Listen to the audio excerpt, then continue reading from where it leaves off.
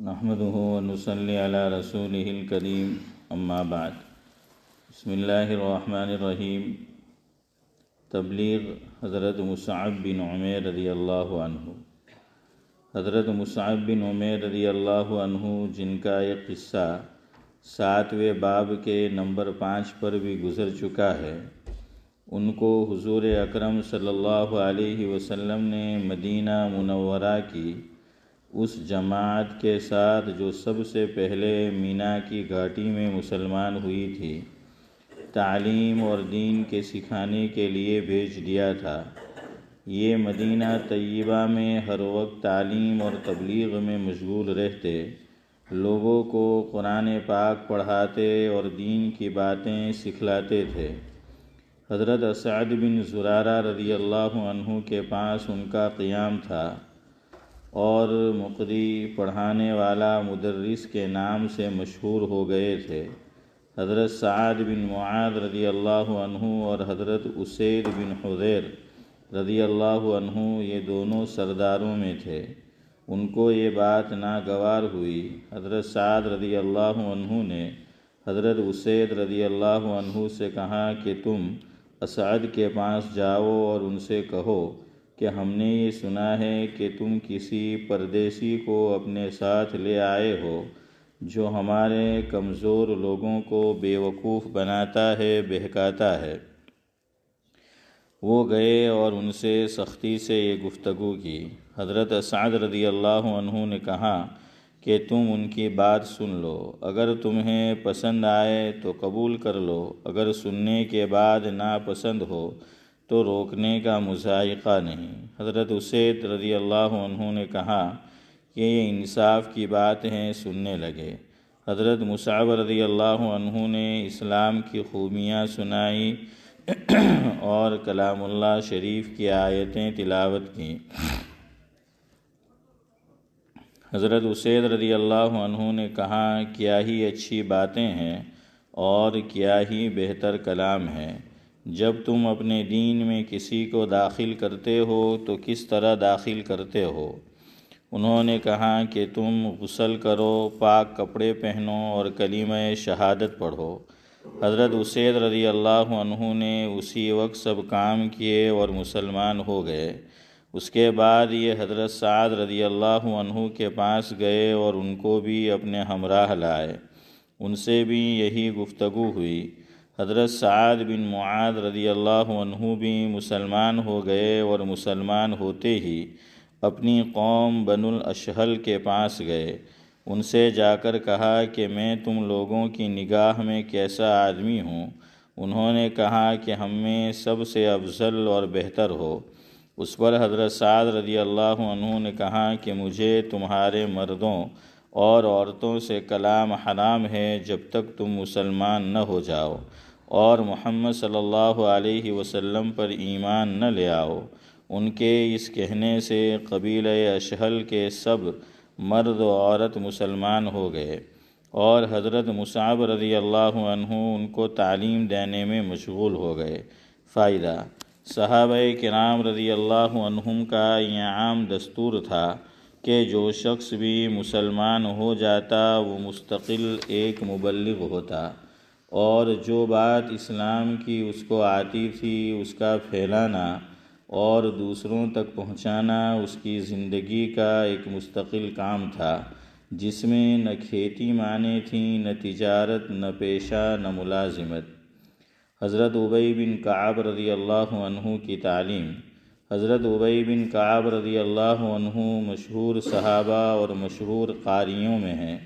اسلام لانے سے پہلے لکھنا پڑھنا جانتے تھے۔ عرب میں لکھنے کا عام دستور نہیں تھا، اسلام کے بعد سے اس کا چرچا ہوا، لیکن یہ پہلے سے واقف تھے۔ حضور اکرم صلی اللہ علیہ وسلم کی خدمت میں حاضر رہ کر وحی بھی لکھا کرتے تھے۔ قرآن شریف کے بڑے ماہر تھے اور ان لوگوں میں تھے جنہوں نے آقا کی زندگی ہی میں تمام قرآن شریف حفظ کر لیا تھا۔ حضور اکرم صلی اللہ علیہ وسلم کا ارشاد ہے کہ میری امت کے بڑے قاری حضرت ابی بن کعب رضی اللہ عنہ ہے۔ تہجد میں 8 راتوں میں قرآن پاک ختم کرنے کا اہتمام تھا۔ ایک مرتبہ آقا نے ارشاد فرمایا کہ اللہ جل شانہ نے مجھے ارشاد فرمایا ہے کہ تمہیں قرآن شریف سناؤں۔ عرض کیا یا رسول اللہ تعالیٰ نے میرا نام لے کر کہا؟ حضور اکرم صلی اللہ علیہ وسلم نے فرمایا کہ ہاں، تیرا نام لے کر کہا۔ یہ سن کر فرتے خوشی سے رونے لگے۔ ذکر میرا مجھ سے بہتر ہے کہ اس محفل میں ہے۔ حضرت جندب بن عبداللہ رضی اللہ عنہ کہتے ہیں کہ میں مدینہ طیبہ علم حاصل کرنے کے لیے حاضر ہوا تو مسجد نبوی میں حدیث پڑھانے والے متعدد حضرات تھے اور شاگردوں کے حلقے متفرق طور پر الگ الگ ہر استاد کے پاس موجود تھے۔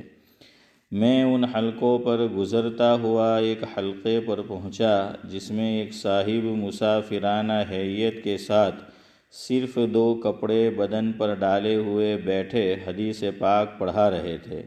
میں نے لوگوں سے پوچھا کہ یہ کون بزرگ ہیں؟ بتایا کہ مسلمانوں کے سردار حضرت ابی بن کعب رضی اللہ عنہ ہے۔ میں ان کے حلقے درس میں بیٹھ گیا۔ جب حدیث پاک سے فارغ ہوئے تو گھر جانے لگے۔ میں بھی پیچھے ہو لیا۔ وہاں جا کر دیکھا ایک پرانا سا گھر، خستہ حالت، نہایت معمولی سامان، زاہدانہ زندگی۔ حضرت ابی رضی اللہ عنہ کہتے ہیں کہ ایک مرتبہ آقا نے میرا امتحان لیا۔ ارشاد فرمایا کہ قرآن شریف میں سب سے بڑی آیت برکت اور فضل کے اعتبار سے کون سی ہے؟ میں نے عرض کیا اللہ تعالیٰ اور اس کے رسول ہی بہتر جانتے ہیں۔ حضور اکرم صلی اللہ علیہ وسلم نے دوبارہ سوال فرمایا۔ مجھے ادب مانے ہوا، میں نے پھر وہی جواب دیا۔ تیسری مرتبہ پھر ارشاد فرمایا۔ میں نے عرض کیا آیت الکرسی۔ حضور اکرم صلی اللہ علیہ وسلم خوش ہوئے اور فرمایا اللہ تعالیٰ تجھے تیرا علم مبارک کرے۔ ایک مرتبہ حضور اکرم صلی اللہ علیہ وسلم نماز پڑھا رہے تھے کہ ایک آیت چھوٹ گئی۔ حضرت ابی رضی اللہ عنہ نے نماز میں لقمہ دیا۔ آقا نے نماز کے بعد ارشاد فرمایا کہ کس نے بتایا؟ حضرت ابی رضی اللہ عنہ نے عرض کیا کہ حضرت میں نے بتایا تھا۔ حضور اکرم صلی اللہ علیہ وسلم نے ارشاد فرمایا میرا بھی یہی گمان تھا کہ تم نے ہی بتایا ہوگا۔ فائدہ: یہ حضرت ابی رضی اللہ عنہ باوجود اس علمی شغف اور قرآن پاک کی مخصوص خدمات کے حضور اکرم صلی اللہ علیہ وسلم کے ساتھ ہر غزوے میں شریک ہوئے ہیں۔ حضور کا کوئی جہاد ایسا نہیں جس میں ان کی شرکت نہ ہوئی ہو۔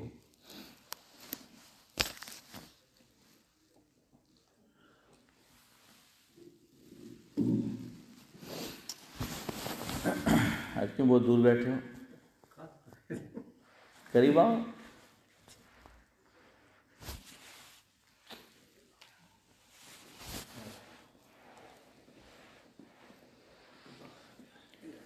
بزرگان محترم،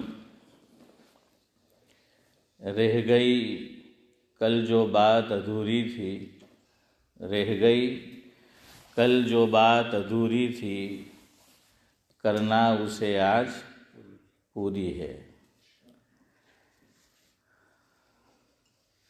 سمجھ میں آئے آپ کو بات میری، سمجھ جائے آپ میری بات، چاہتا یہی عبدالسلام لاجپوری ہے۔ شیخ زمن کو کل بھی سمجھایا تھا، آج بھی اگر نہ سمجھے تو بات بری ہے۔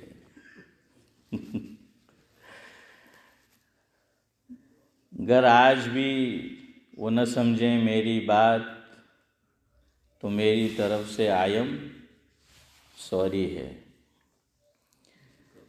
مسائل دینیا کا مسائل دینیہ سے واقفیت ہر مسلمان کے لیے بہت ضروری ہے۔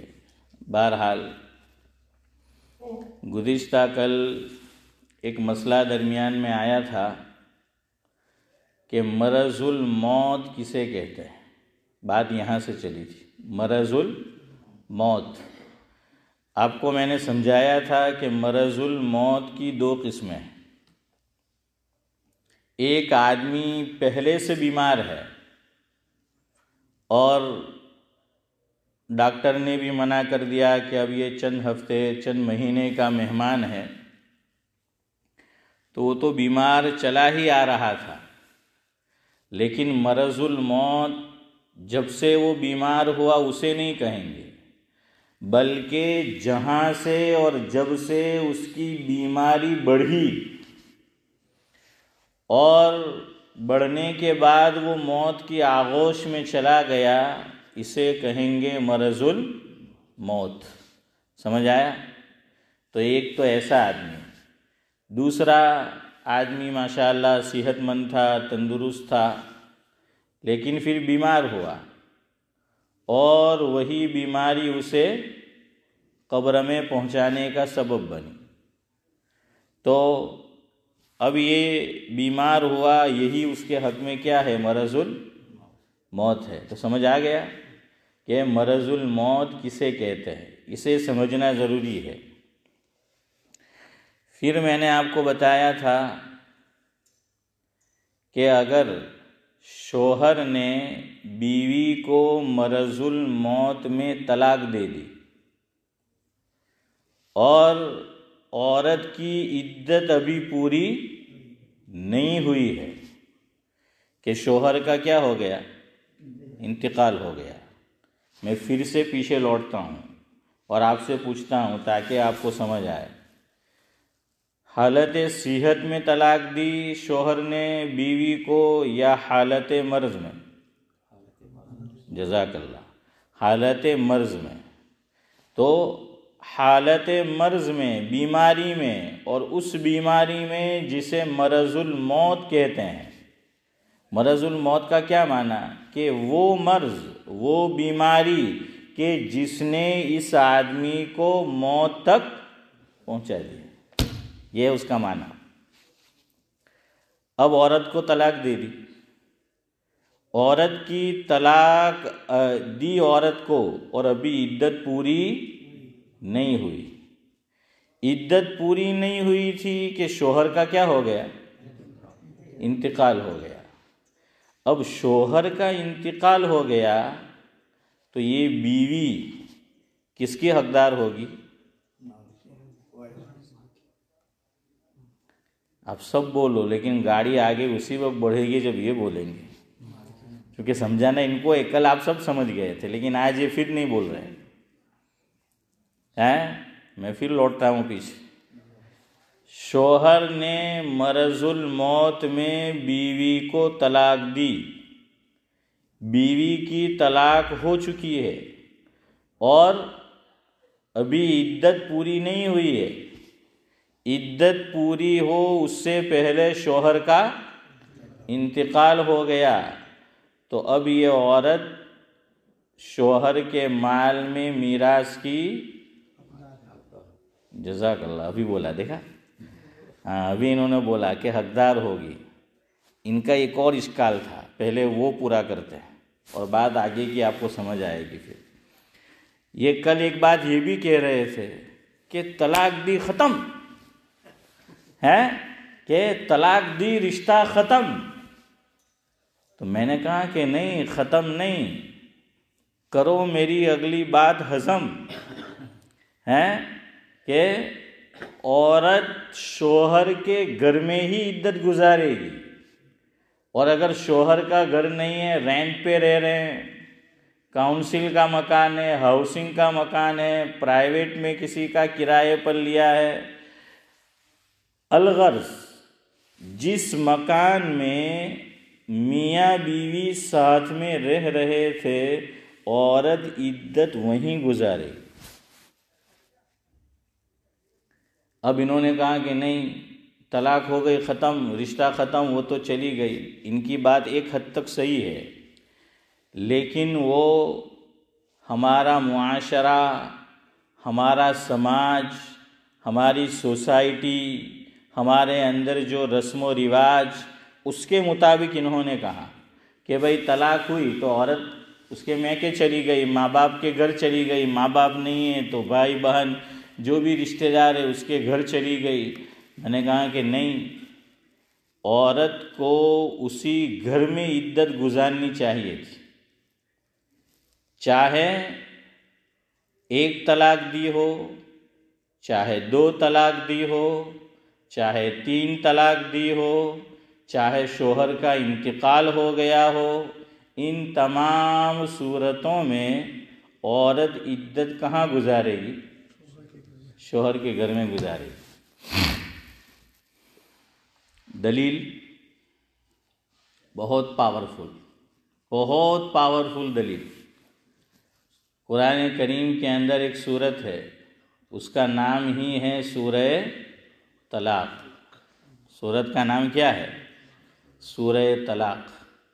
پہلی ہی آیت 28واں پارہ، اللہ رب 28واں یا 29واں 28واں پارہ۔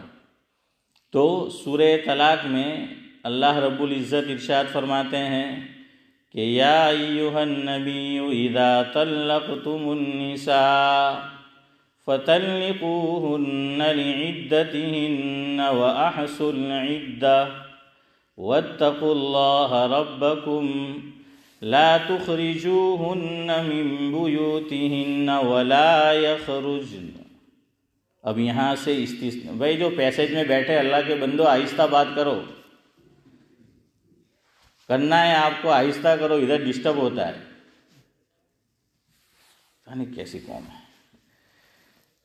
إِلَّا أَن يَأْتِينَ بِفَاحِشَةٍ مُبَيِّنَةٍ وَتِلْكَ حُدُودُ اللَّهِ وَمَن يَتَعَدَّ حُدُودَ اللَّهِ فَقَدْ ظَلَمَ نَفْسَهُ لَا تَدْرِي لَعَلَّ اللَّهَ يُحْدِثُ بَعْدَ ذَلِكَ أَمْرًا۔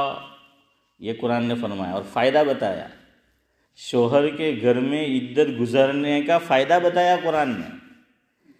وہ فائدہ بتانے سے پہلے آپ کو یہ بات معلوم ہی ہے، آپ کو میں پھر جو ہے ذرا ریمائنڈ کراؤں، شریعت میں گرچہ اس روایت پر کلام ہے سند کے اعتبار سے، لیکن ہے روایت کا مفہوم یہ ہے، آپ جانتے ہیں کہ ابغض المباحات الی اللہ الطلاق، او کما قال علیہ الصلاۃ والسلام، کہ جتنی مباح چیزیں ہیں شریعت اسلامیہ کے اندر، ان میں اللہ تعالیٰ کے نزدیک سب سے زیادہ مبغوض، سب سے زیادہ ناپسند اگر اللہ تبارک و تعالیٰ کو کوئی چیز ہے تو وہ کیا ہے؟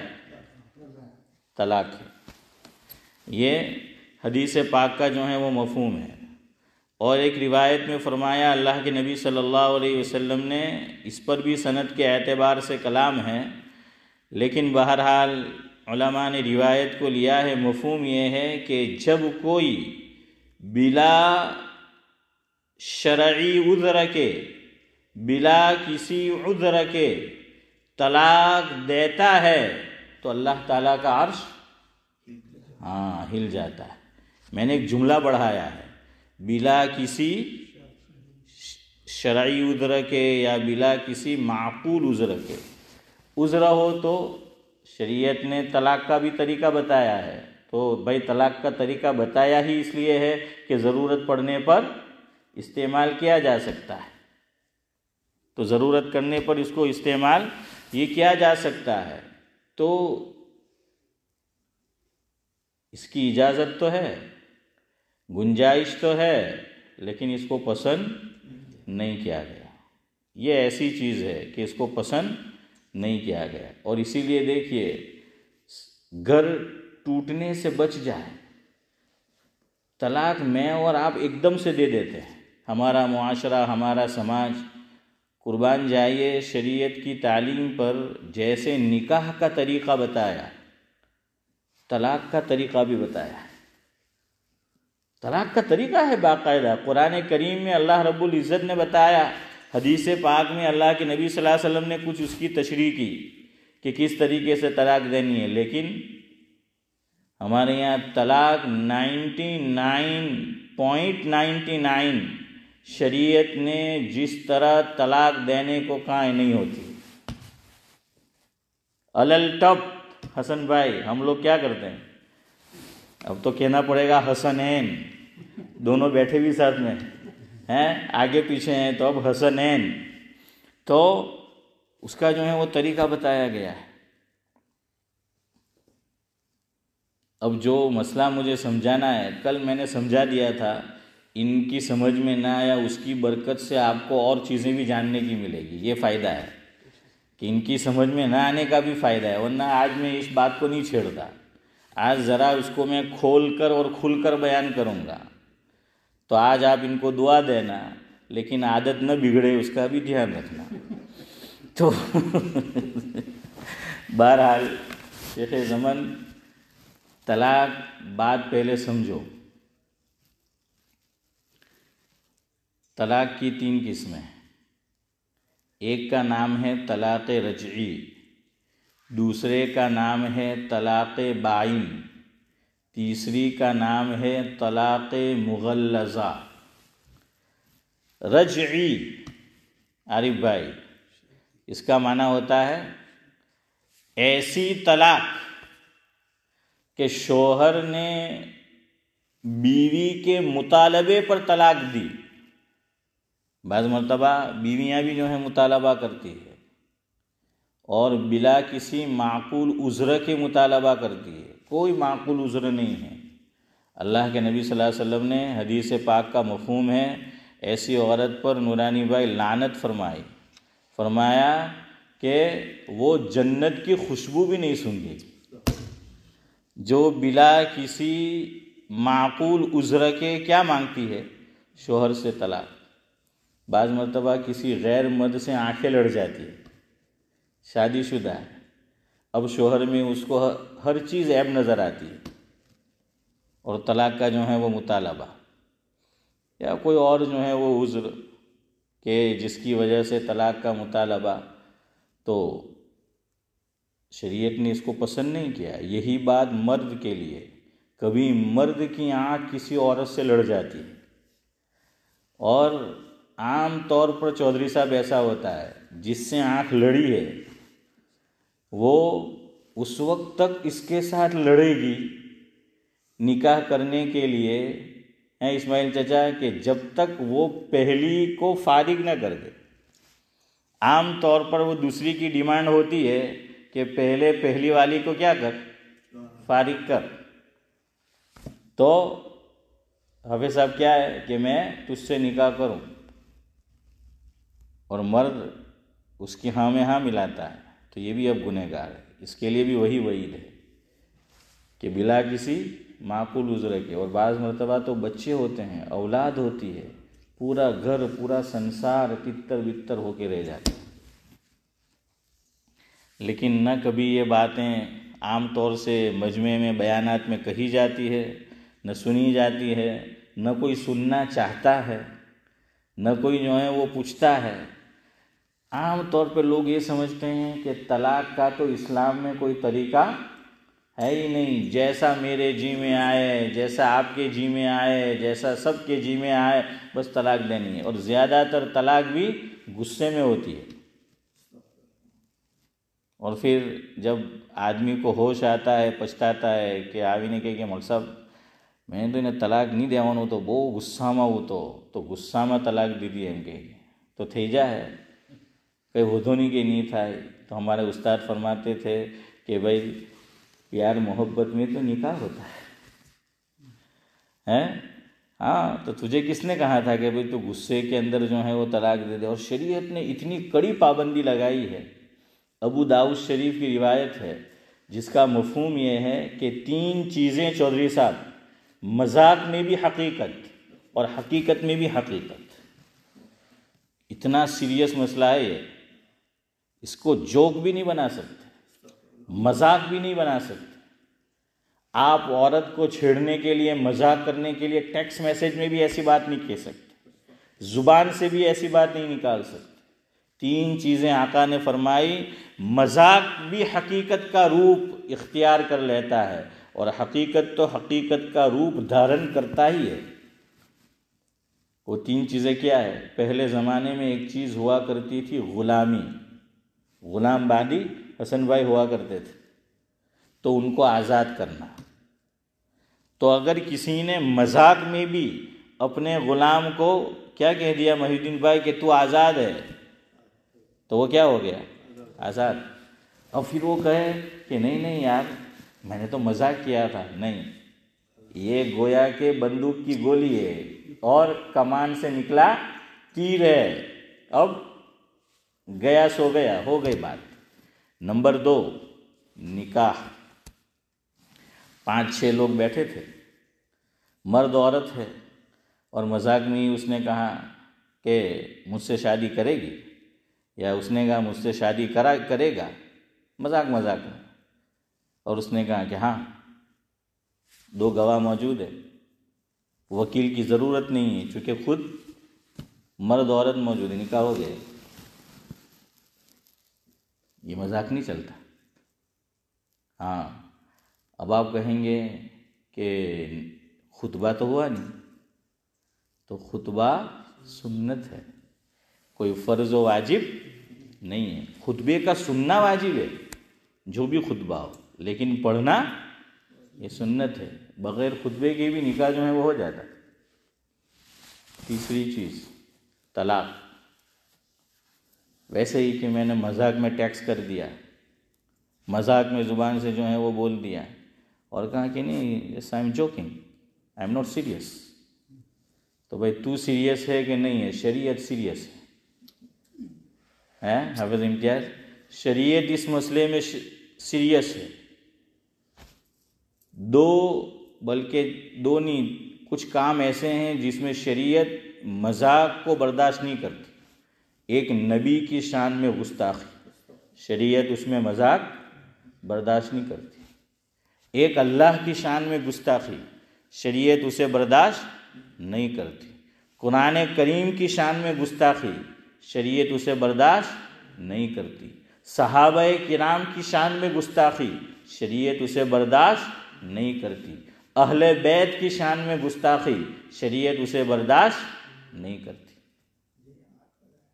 داڑھی جو شعار ہے اسلام کا، اس کے بارے میں مذاق، شریعت اسے برداشت نہیں کرتی۔ کچھ کام ایسے ہیں، کچھ چیزیں ایسی ہیں، شریعت اس میں بالکل سیریس ہے، چاہے آدمی سیریس ہو کہ نہ ہو۔ دائرہ اسلام سے پھر آدمی کیا ہو جاتا ہے؟ خارج ہوتا جاتا ہے، اور اسے پتہ بھی نہیں چلتا۔ ہاں اتنی خطرناک جو ہے وہ بات ہے۔ بہرحال میں آپ کو سمجھا رہا تھا کہ طلاق کی 3 قسمیں، یہ سمجھیں گے تو اگلی بات آپ کو سمجھ میں آئے گی۔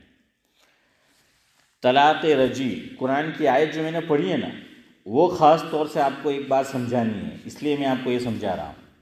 ٹاپک تو بہت بڑا ہے، وقت میں اتنی گنجائش نہیں ہے آج کہ میں آپ کو سب سمجھا سکوں، لیکن موٹی موٹی باتیں جو ہیں وہ سمجھا دوں۔ اور ایک مسئلہ آج آپ کو سمجھا دوں کہ عورت کو عدت کہاں گزارنی ہے؟ شوہر کے گھر میں، جو اب عام طور پر نہیں ہوتا ہے۔ ہاں شریعت نے ایسا بھی نہیں کہ بہت کڑی پابندی رکھ دی کہ ہر صورت میں وہیں عدت گزارنی، کچھ استثناء اور اپوات بھی ہے کہ کوئی بات نہیں، اب شوہر کے گھر میں عدت نہ گزارے تو۔ طلاق رجی اس طلاق کو کہتے ہیں کہ شوہر نے عورت کے مطالبے پر، عورت بار بار کہتی ہے مجھے طلاق دے، مجھے طلاق دے، مجھے طلاق دے، یا عورت کی اصلاح کی خاطر مرد، شوہر بیوی کو طلاق دیتا ہے، لیکن اس کی نیت رجعی کی ہوتی ہے۔ آپ کو الفاظ یاد نہ رہے کوئی بات نہیں، لیکن اس کا مفہوم یاد رکھو۔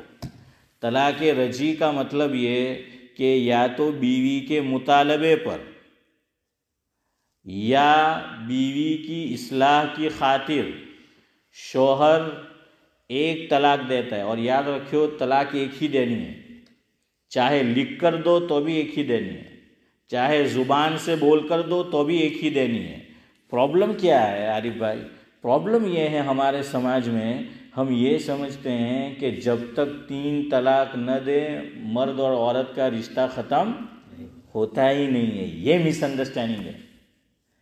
ایک طلاق سے دونوں کام ہو سکتے ہیں، دو کام۔ ایک طلاق کا فائدہ آپ کو بتا رہا ہوں۔ ایک طلاق دی، عدت گزر گئی، اب مرد کے راستے پر، عورت کے راستے پر۔ عورت کے پاس 2 آپشن ہیں، کہہ رہا ہوں، عورت کے پاس اب 2 آپشن۔ نمبر 1، اب وہ چاہے تو کسی اور مرد سے شادی رچا سکتی ہے، کر سکتی ہے۔ اب آپ کہیں گے اس نے تو ایک ہی طلاق دی، کوئی بات نہیں، یہاں مس انڈرسٹینڈنگ ہے کہ اب اس کا دوسرا نکاح نہیں ہو سکے گا کسی اور کے ساتھ، نہیں، کوئی بات نہیں، بلکہ ایک ہی طلاق دینی ہے۔ اور اس میں بھی شریعت نے 2 کنڈیشن رکھی یہ طلاق دینے میں بھی۔ نمبر 1، حیض کی حالت میں طلاق مت دو، کہ جب عورت کس سے ہو؟ حیض سے ہو، ماہواری کا خون آ رہا ہو، تب اسے طلاق مت دو، ایک کنڈیشن۔ دوسری کنڈیشن، اگر حیض میں نہیں ہے، پاک ہو گئی ہے، تو اگر شوہر نے عورت سے ہم بستری کر لی ہے، اب بھی طلاق نہ دے۔ دوسری شرط یہ رکھی، عورت حیض میں ہے تو پاکی کے ایام آنے دے، اور پاکی کے ایام آئے تو اس سے ہم بستری نہ کرے، اور پھر جو ہے طلاق دے، اور صرف ایک طلاق دے۔ اور اس سے پہلے بتایا کہ واللاتی تخافون نشوزہن فعظوہن وہجروہن فی المضاجع واضربوہن۔ آگے کا حصہ چھوڑتا ہوں، پھر آگے فرمایا کہ وَإِنْ خِفْتُمْ شِقَاقَ بَيْنِهِمَا فَابْعَثُوا حَكَمًا مِّنْ أَهْلِهِ وَحَكَمًا مِّنْ أَهْلِهَا۔ اور یہاں بھی قرآن خوشخبری دے رہا ہے کہ اگر نیت صحیح ہے پنچایت کی، جو پنچایت میں بیٹھے لوگ ہیں، اور شوہر اور عورت دونوں کی، مرد اور عورت کی، ہسبینڈ اینڈ وائف کی، ان یریدا اصلاحا یوفق اللہ بینہما، تو یہ سب اس سے گزرنا ہے پہلے، پھر حیض کی حالت نہ ہو، چونکہ بات لمبی ہو جائے گی اس لیے میں ادھر نہیں جاتا۔ پھر پاکی شروع ہو جائے اور ہم بستری نہ کی ہو، اور اس کے بعد ایک ہی طلاق دو۔ کتنی دو؟ ایک ہی دو۔ اب جواب آپ کو دینا ہے۔ اب عدت ختم ہو گئی عورت کی، اب آپ مجھے بتاؤ، عورت دوسرے مرد سے نکاح کرنا چاہے کر سکتی؟ جی ہاں، کر سکتی۔ اب دوسرا فائدہ کہ اسی مرد سے کہ جو اس کا ایکس ہسبینڈ ہے، اس سے بھی نکاح کرنا چاہے تو حلالے کی ضرورت نہیں ہے۔ یہ فائدہ ہے، حلالے کی ضرورت نہیں ہے۔ ہاں، گواہ نہیں ہوں گے، عورت مجلس میں نہیں ہے اور عام طور سے نہیں ہوتی، وکیل ہوگا، اس کا مہر جو ہے ہوگا، لیکن اب دوبارہ نکاح کے بندھن میں یہ بندھ جائیں گے تو مرد کے پاس اب کتنی طلاق کا اختیار ہے؟ 2 کا، نہیں 2 کا، ایک دی تھی۔ اب یہ نہیں کہ بھائی پہلی دی الگ ہو گئے، نیا نکاح پڑھ لیا تو حسن بھائی واپس 3 آ گئے، ایسا نہیں ہوتا۔ اب اس کے پاس کتنے کا اختیار ہے؟ 2 کا جو ہے وہ اختیار ہے۔ عدت گزارنا اسی گھر میں کیوں کہا؟ آگے قرآن نے فرمایا کہ یا ایھا النبی اذا طلقتم النساء فطلقوہن لعدتہن واحصوا العدہ۔ فرمایا مفہوم اے نبی، جب تم عورت کو طلاق دو، عورتوں کو طلاق دو تم، تو کیا کرو؟ پاکی کی حالت میں دو، اور عدت کو صحیح طور پہ شمار کرو، اور فرمایا کہ اللہ سے ڈرو جو تمہارا رب ہے۔ لا تخرجوہن من بیوتہن، اور جس عورت کو جو تمہاری بیوی تھی اب تم نے طلاق دے دی ہے اس کو گھر سے مت نکالو.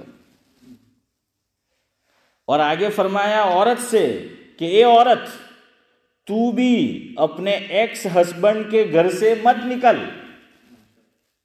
یہ قرآن کے الفاظ ہیں. لا تخرجوہن من بیوتہن، مرد کو کہا، شوہر کو، کہ جس کو تو نے طلاق دی ہے اسے گھر سے مت نکال، عدت وہ وہیں گزارے.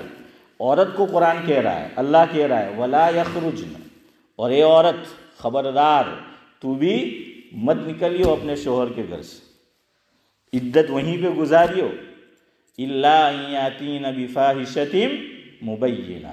اب قرآن نے اپواد اور استثناء کیا کہ اگر عورت کا چال چلن درست نہیں ہے تو اب گھر سے نکال. طلاق کے بعد عورت کی چال ڈھال چال چلن جو ہے وہ درست نہیں ہے تو اب اس کو گھر سے نکالو.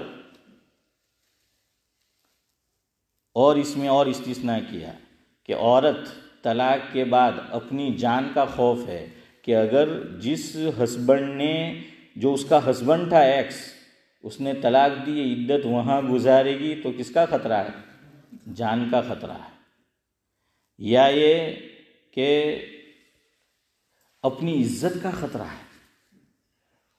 ہاں، یا تو جان کا خطرہ ہے یا عزت کا جو ہے وہ خطرہ، یا کوئی اور ایسا خطرہ جس کو شریعت خطرہ محسوس کرتی ہے کہ وہ ماردار کرے گا، پتہ نہیں اور کیا کرے گا، وہ ڈر رہی ہے تو پھر جا سکتی ہے اپنے میکے، اپنے ماں باپ نہیں ہے تو بھائی بہن یا جو رشتہ دار ہے اس کے گھر.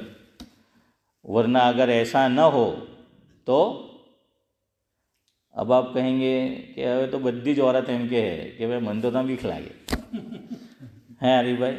ہاں، تو آگے اللہ نے بتا دیا نا واتقوا اللہ ربکم، پھر بیان کہ اللہ سے ڈریو، جھوٹ مت بولیو کہ واقعی تجھے ڈر ہے کہ نہیں، وہ اللہ جانتا ہے. ہاں، قرآن کا انداز دیکھیے، ہیں نورانی بھائی، انداز دیکھیے. اللہ نے پہلے ہی بتا دیا کہ اللہ کی ذات جاننے والی. اور وہاں بھی کہ پنچایت کی نیت ایک کرنے کی، ہسبینڈ اینڈ وائف کی نیت جھگڑا نمٹانے کی ایک کرنے کی ہے. ان یریدا اصلاحا یوفق اللہ بینہما. آگے فرمایا ان اللہ کان علیما خبیرا، کہ کسی کی نیت میں گڑبڑ ہے کوئی جانے نہ جانے، چاہے پنچایت میں جو بیٹھے ہیں ان کی نیت میں گڑبڑ یا ہسبینڈ اینڈ وائف کی نیت میں گڑبڑ، فرمایا کہ اللہ کی ذات حسن بھائی کیا ہے؟ جاننے والی ہے. ہاں، یہاں بھی اللہ نے وہ بتا دیا. تو اگر اللہ کا خوف ہوگا تو آدمی درست بات جو ہے وہ کہے گا. بہرحال یہ قرآن کے احکام ہے عدت کے تعلق سے، لیکن بہت کم جو ہے اس پر عمل ہوتا ہے چونکہ ہمارا معاشرہ ایسا ہو چکا ہے. اس لیے کل شیخ زمن نے بتایا تھا کہ بھائی طلاق تھے ختم ہیں تے ہوئے گھر میں ہوئے کہاں چودھری صاحب ختم. ہاں، تو وہ اس لیے ختم کہ ہمارا معاشرہ ایسا ہو گیا. آگے اگلی بات بتانی تھی، لا تدری لعل اللہ یحدث بعد ذلک امرا. اللہ کہہ رہا ہے عدت شوہر بیوی کو طلاق کے بعد اسی گھر میں گزارنے دے اور بیوی اسی گھر میں گزارے، اور طلاق بھی ایک ہی دینا ہے کہ ایک جو ہے وہ دی ہو. فرمایا اللہ تعالیٰ تمہارے درمیان صلح کا کوئی راستہ نکال دے گا، تمہارے دل جو ہیں وہ جڑ جائیں گے. اور عورت کو مستحب ہے چودھری صاحب کہ اگر شوہر نے طلاق رجعی دی ہو کہ جس میں واپس اس کی نیت ہو کہ میں عورت کو عدت پوری ہونے سے پہلے کیا کروں گا؟